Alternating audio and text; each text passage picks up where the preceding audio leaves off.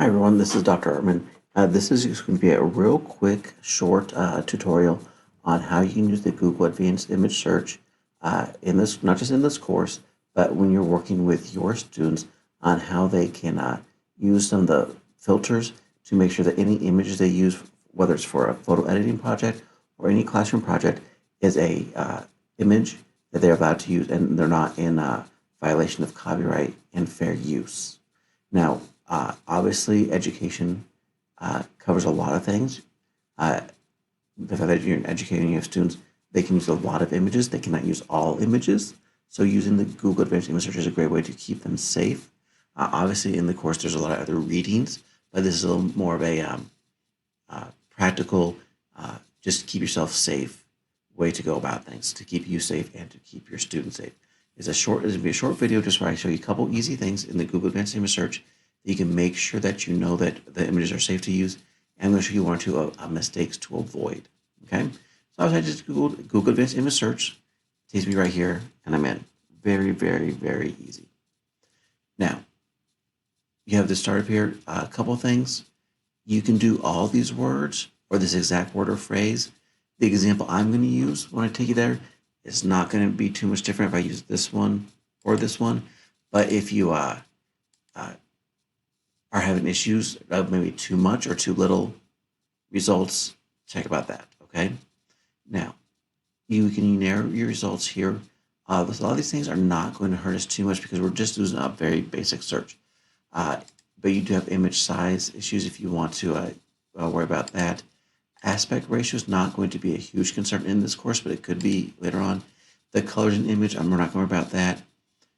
Types of image, that's not going to affect us right now, but depending on the project you're doing with your students, this could help you get a more specific image and maybe help you be more specific. It's not going to help us today, but something to kind of keep in mind. Region is not too important for this, site or domain. If you will make sure you do a .edu or .gov, that's going to help make sure that maybe you know that you're getting a good image. Safe search, obviously our high school, middle school students might want to make sure that you use that so that you're not getting explicit content. And the last two things are probably the most important. File type, any format, sure, but if you do need to be specific, if you ever do filter, you want to probably stick with JPEG, GIF, and PNG. Those are the three most user-friendly formats. Stay away from all this other stuff. Okay, just JPEG, GIF, PNG are your most safe formats. Okay, now usage rights. This is what's really going to help you guys out because you want to make sure that you have things that are safe. So your students get images they can use and not break copyright laws. So there's a couple of different ones to use. Not filtered by license gets you the widest results, but you get stuff that's not safe to use from a legal standpoint. But your safest one to use is free to use, share, or modify right here. The one free to use or share even commercially is going to be too restrictive because we're in an education setting, not a commercial setting. So that's too far. So you want to use free to use, share, or modify. File type, I would say leave it any format.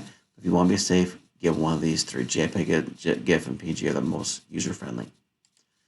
And then you can do your search. And I just decided for this one, doing farm landscapes because it's a very safe format, nothing controversial. So I'm going to do my advanced search. And the big thing, guys, is I see right here, label for non-commercial reuse with modification. So any of these images, I can download them, I can edit them, I can use them as a prompt or anything I want to do in an educational setting, and I'm safe.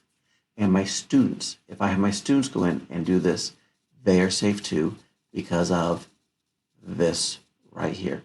Now, this is where your students can make mistakes. They start clicking around.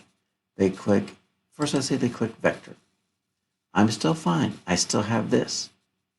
But let's say they're not fine what they want to see. Say, oh, I want to expand my search. I'll click all. And then they click here. Guess what they've done? There's no more, you don't see it up here labeled for reuse. So they go here, I want to click on this one, and I want to download this, and I want to use it. Well, guess they click download. Well, now they are not protected because, and I can get out of this, I don't really need this one right now. So let me just go and close that out. If they do that, they are no longer on an image they have the right to use, because right here does not say free to use with modification. That's where teachers and students get themselves in trouble. So I click back a few times. Still not there yet. I click back again, back again. I have my label for non-commercial use with modification. That's where students and teachers get themselves in trouble. So that's what you have to do with your students. Make sure they stay here.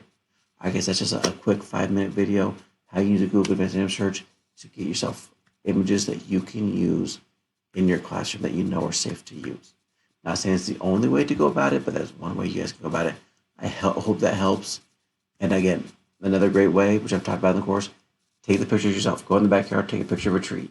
You took the picture, it's your tree, you know you can use it. But that's just one way if you want to go into different issues, different things right there, label for non-commercial use with modification. Thank you guys. I hope that helps.